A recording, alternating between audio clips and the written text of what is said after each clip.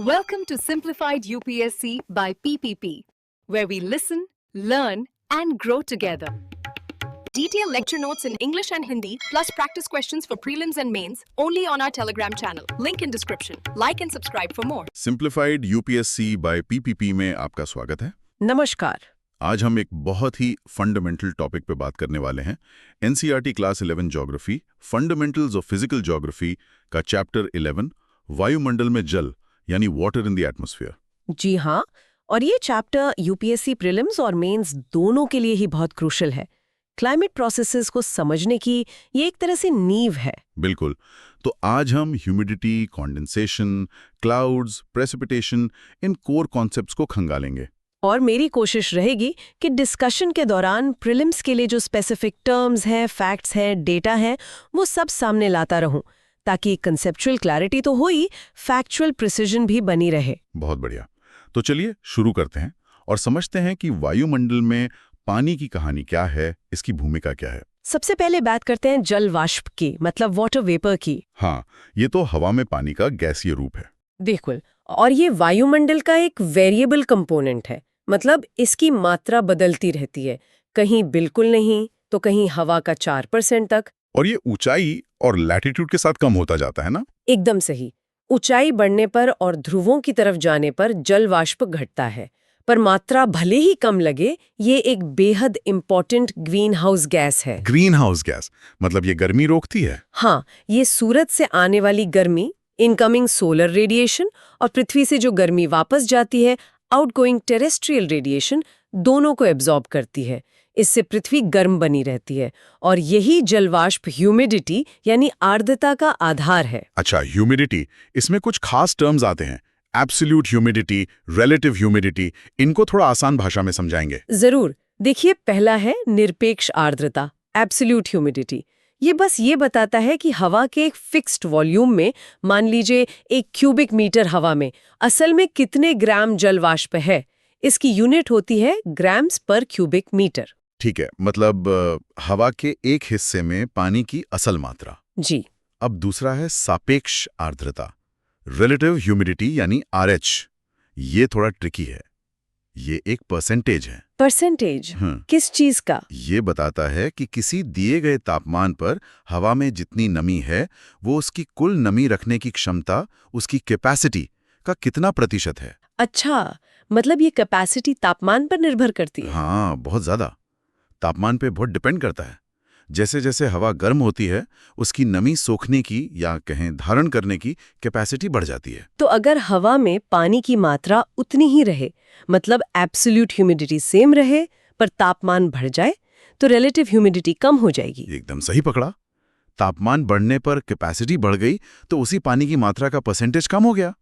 इसीलिए गर्म हवा ज्यादा नमी सोख सकती है। दिलचस्प है।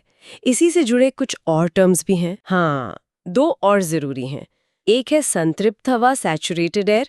ये वो हवा है जो किसी दिए गए तापमान पर अपनी पूरी कैपेसिटी तक नमी सोख चुकी है, मतलब उसका रिलेटिव ह्यूमिडिटी 100% है, वो और नमी नहीं ले सकती। ठीक है, सैचुरेटेड एयर मतलब 100% RH। और दूसरा है ओसांक, ड्यू पॉइंट। ये वो तापमान है जिस पर हवा सैचुरेट हो जाती है, मतलब अगर हवा को ठंडा करते जाएं तो जिस तापमान पर उसका RH 100% हो जाए और उसमें मौजूद जल वाष्प पानी की बूंदों में बदलने लगे, वो तापमान ड्यू पॉइंट है। समझ गया। तो ये सारे concepts, absolute humidity, relative humidity, saturated air, due point, ये वायुमंडल की स्टेबिलिटी और बादल कैसे बनते हैं, ये समझने के लिए बहुत जरूरी हैं। बिल्कुल। और यहीं पर हम एक PYQ का जिक्र कर सकते हैं।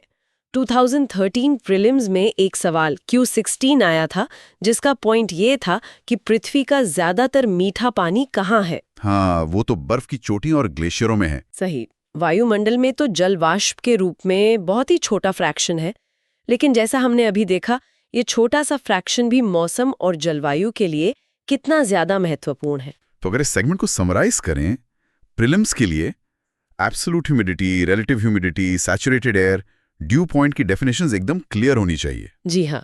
और मेंस के पर्सपेक्टिव से देखें तो वायुमंडल में जल वाष्प की भूमिका, खासकर ग्रीन हाउस इफेक्ट और मौसम बनाने में, और तापमान और ह्यूमिडिटी का क्या रिश्ता है, ये समझना जरूरी है। ठीक है, अब सवाल यह कि ये जलवाष्प हवा में आता कहां से है?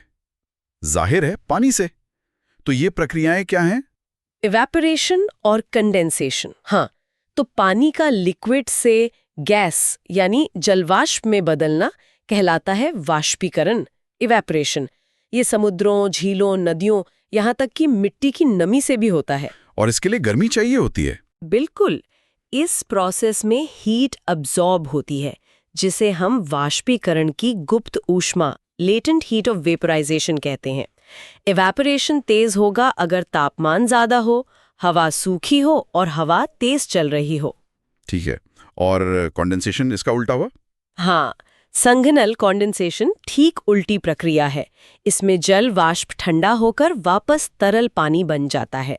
कभी कभी वो सीधे ठोस बर्फ में भी बदलता है, जिसे ऊर्ध्वपातन या डेपोजिशन कहते हैं। अच्छा, एनसीईआरटी में सब्लिमेशन शब्द भी इस्तेमाल हुआ है, पर वो शायद सॉलिड टू गैस के लिए ज्यादा सटीक है। हाँ, आमतौर पर सब्लिमेशन ठोस से सीधे गैस बनने को कहते हैं। गैस से सीधे ठोस बनना डेपोजिशन कहलाता है, पर यहाँ कॉन्टेक्स्ट समझना जरूरी है। कॉन्डेंसेशन में हीट रिलीज होती है, लेटेंट हीट ऑफ कॉन्डेंसेशन। लेकिन क्या कंडेंसेशन के लिए सिर्फ हवा का ठंडा होना ही काफी है या कुछ और भी चाहिए? बहुत अच्छा सवाल है। सिर्फ ठंडा होना काफी नहीं है। हवा में ना बहुत छोटे छोटे कण होने चाहिए। कण? कैसे कण? धूल के कण, धुएं के कण, पराग कण और सबसे इम्पोर्टेंट समुद्र के नमक के कण। इन्हें कहते हैं आर्द्रताग्राही नाभिक। हाइग्रोस्कोपिक, मतलब ये पानी को अट्रैक्ट करते हैं। बिल्कुल, ये पानी को अपनी तरफ खींचते हैं। जलवाष्प इन्हीं कणों पर जमा होकर पानी की नन्ही बूंदें बनाता है। और कॉन्डेंसेशन शुरू कब होता है?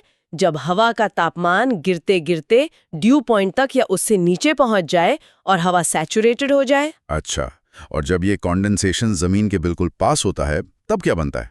जैसे ओस? हाँ, जमीन के पास संघनन के कई रूप दिखते हैं। पहला है ओस, ड्यू।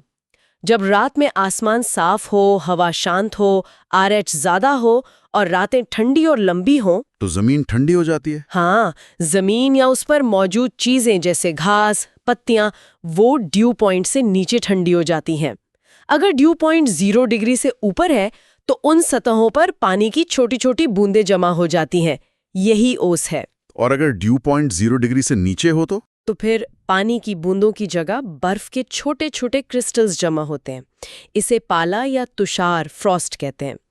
अक्सर फसलों के लिए नुकसानदायक होता है ये। ठीक है। और फॉग और मिस्ट, कोहरा और कुहासा, ये दोनों ही हवा में लटकी हुई पानी की बहुत छोटी बूंदें या बर्फ के क्रिस्टल्स हैं। फर्क बस घनत्व और विजिबिलिटी का है। अच्छा। कोहरा तब कहते हैं जब दृश्यता मतलब विजिबिलिटी 1 किलोमीटर से कम हो जाए। ये काफी घना होता है।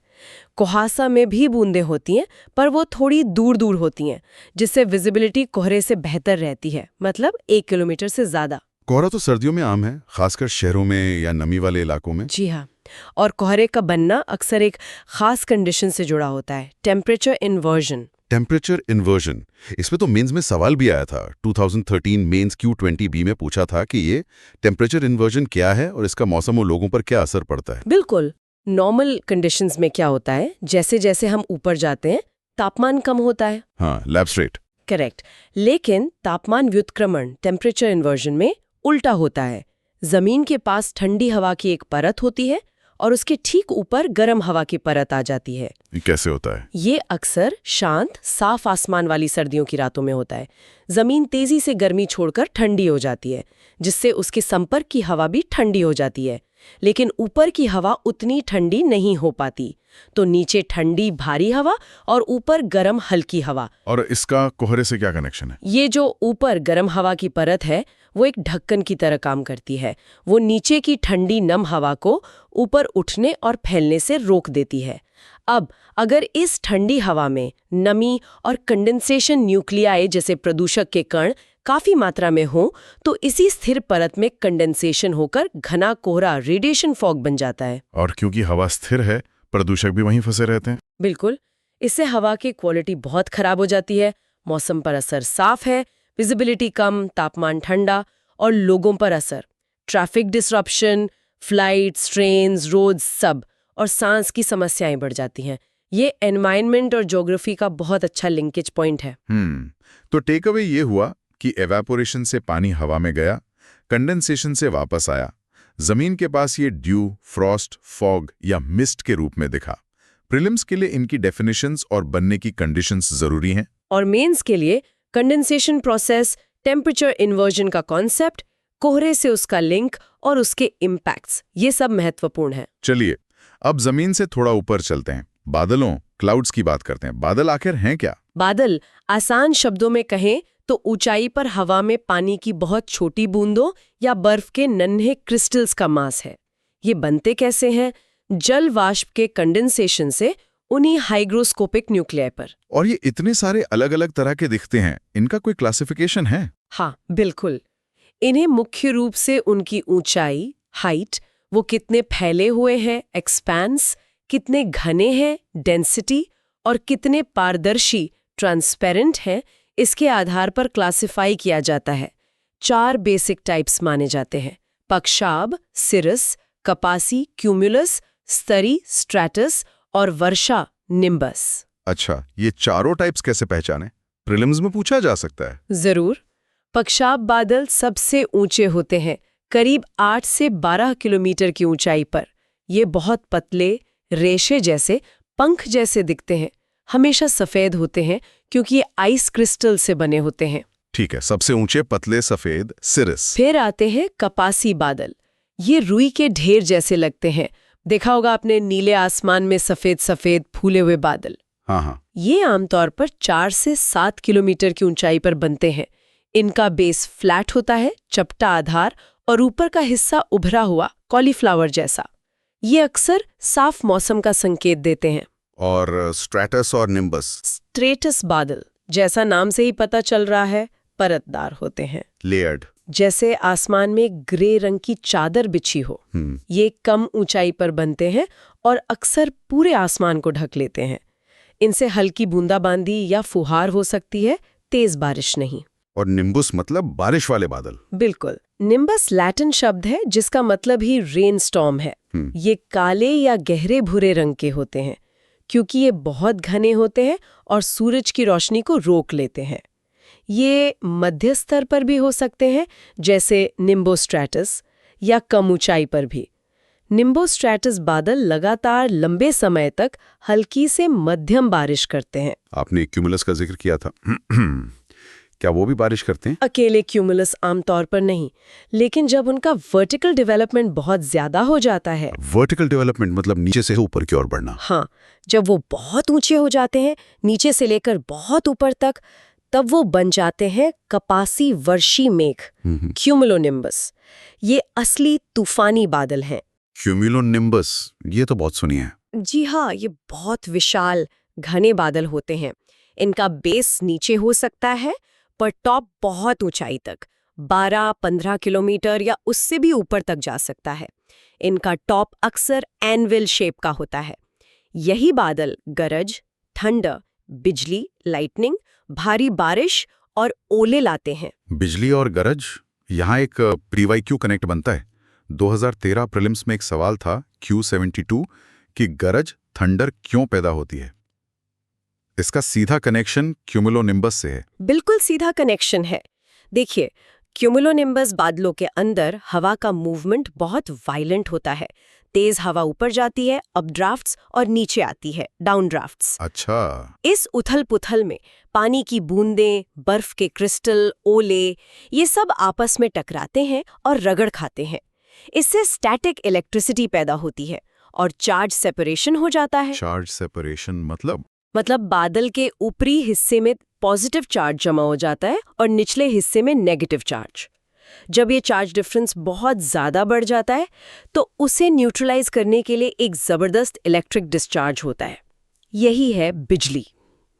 ये बादल के अंदर या 2 बादलों के बीच या बादल और ज़मीन के बीच हो सकती है। ठीक है, ये तो हुई बिजली, पर गरज, थंडर कैसे? बिजली का जो चैनल बनता है वो हवा को पल भर में हजारों डिग्री सेल्सियस तक गर्म कर देता है। सोचिए कितनी तेज गर्मी। हाँ। इस एक्सट्रीम हीट से हवा एकदम से फैलती है, एक्सपैंड करती है विस्फोटक तरीके से।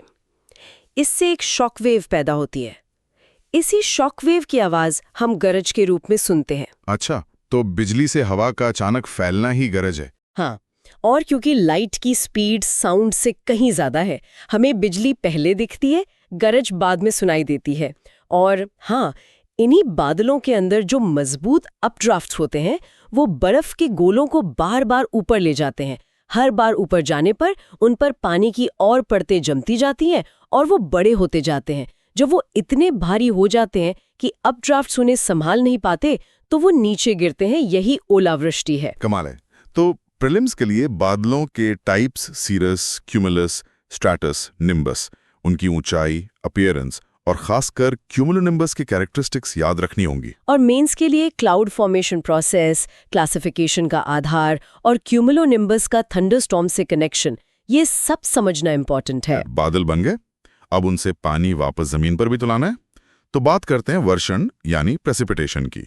जी, जब बादलों में पानी की बूंदें या बर्फ के क्रिस्टल आपस में जुड़कर कोलेसेंस या जमकर फ्रीजिंग इतने बड़े और भारी हो जाते हैं कि हवा का रेजिस्टेंस उन्हें रोक नहीं पाता, तो ग्रेविटी उन्हें नीचे खींच लाती है। बिल्कुल, इसी को वर्षण प्रेसिपिटेशन कहते हैं।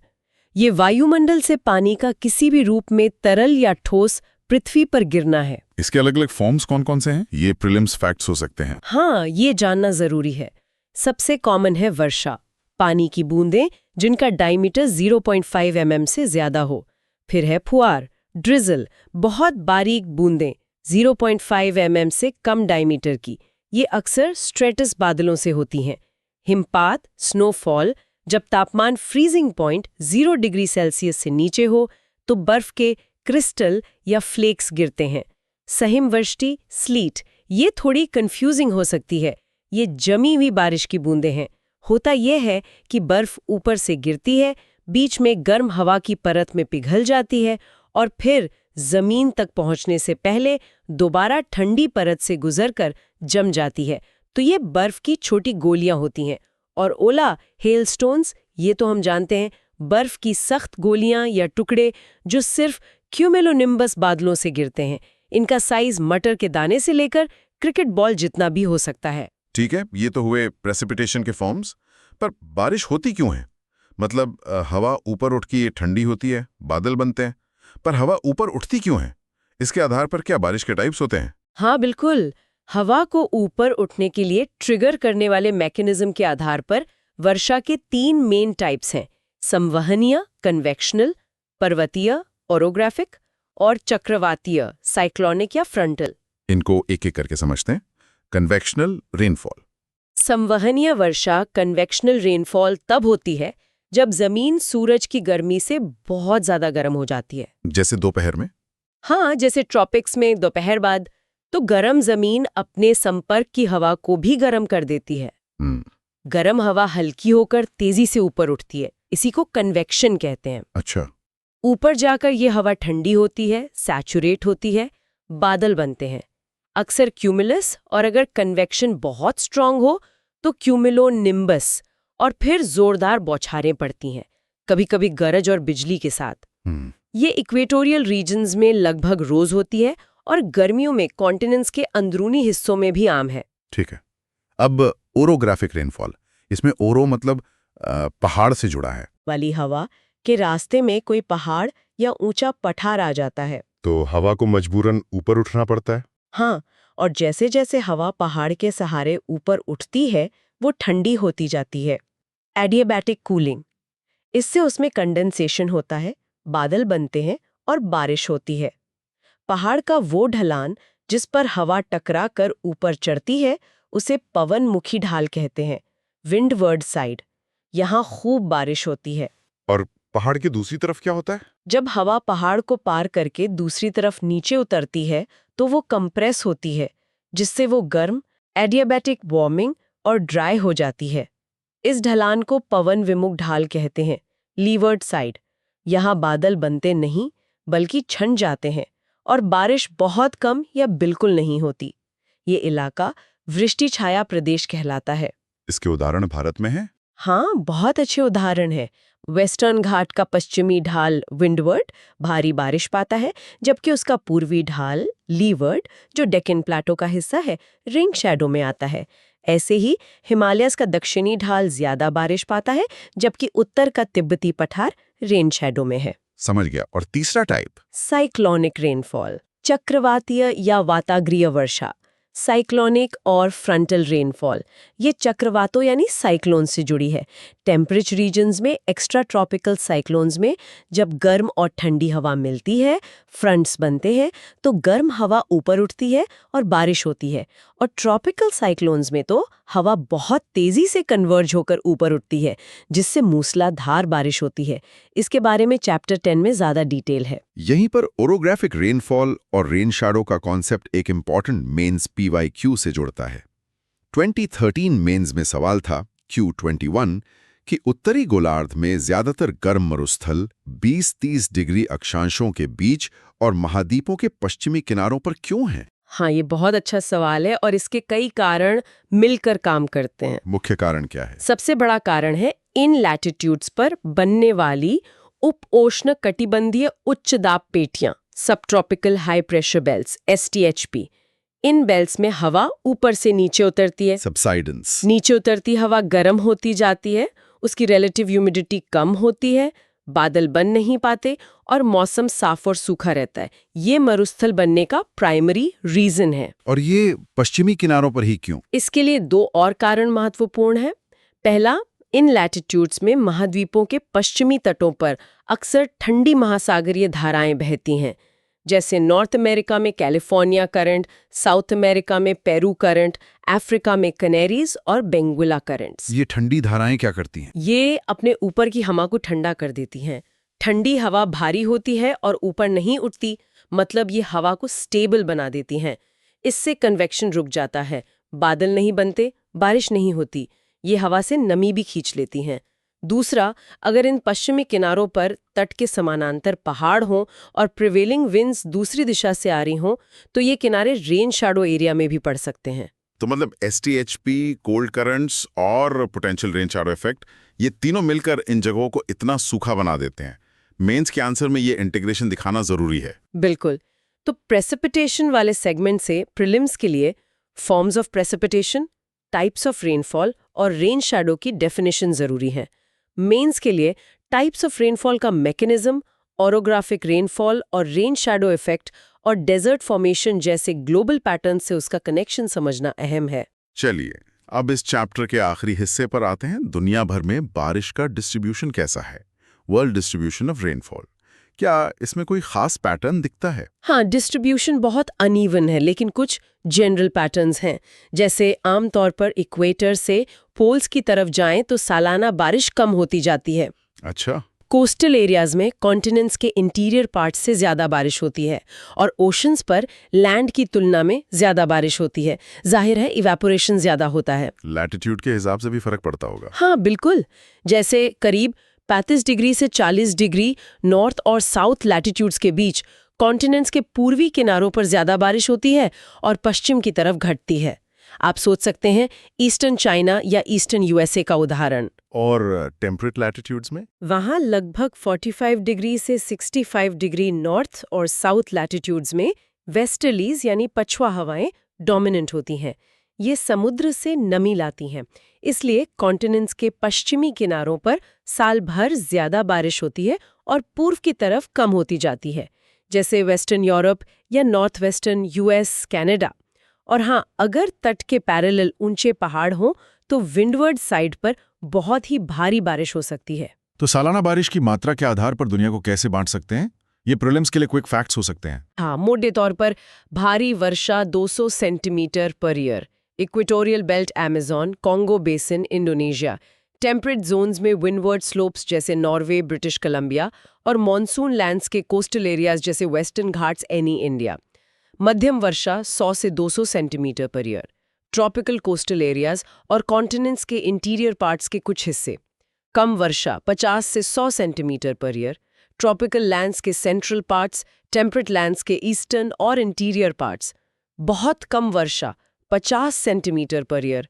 Rain shadow areas, deep continental interiors, जो समुद्र से दूर है, STHP वाले डेजर्ट्स, सहारा, अरेबिया, थार, आटाकामा, कालाहारी और हाई लैटिट्यूड्स, पोलर रीजन्स। और बारिश कब होती है ये भी महत्वपूर्ण है। सीजनैलिटी, कहीं साल भर जैसे इक्वेटर पर, कहीं सीजनल जैसे मॉनसून में। सही कहा। तो मेंस के लिए ग्लोबल रेनफॉल डिस्ट्रीब्यूशन को अफेक्ट करने वाले फैक्टर्स समझना ज़रूरी है। Latitude, distance from the sea, prevailing winds, presence of mountains, relief, ocean currents, ये सब मिलकर पैटर्न बनाते हैं। तो ये थी हमारी आज की गहराई से चर्चा NCERT चैप्टर 11 वायुमंडल में जल पर। हमने ह्यूमिडिटी, कंडेंसेशन के फॉर्म्स, क्लाउड्स के टाइप्स, प्रेसिपिटेशन के प्रोसेसेस और उसके ग्लोबल डिस्ट्रीब्यूशन को समझने की कोशिश की। हाँ, और ये सारे कॉन्सेप्ट्स फिजिकल ज्योग्राफी और क्लाइमेटोलॉजी के कोर हैं, UPSC के लिए बहुत ही फाउंडेशनल।